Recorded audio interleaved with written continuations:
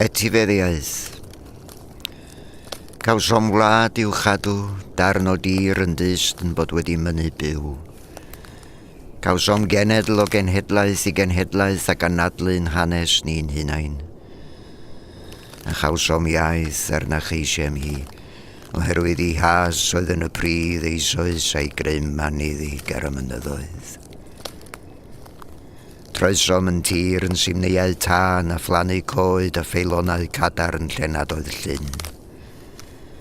Troesom yn cenedl i genhedlu estroniaid heb ystyr i'w hanes, gwymon o ddynion heb ddal tro'r trai.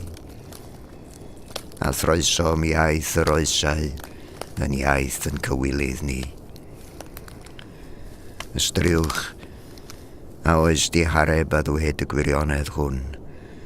Gwerth cynnydd yw gwarth genedl, a'i hedd yw ei hangau hi.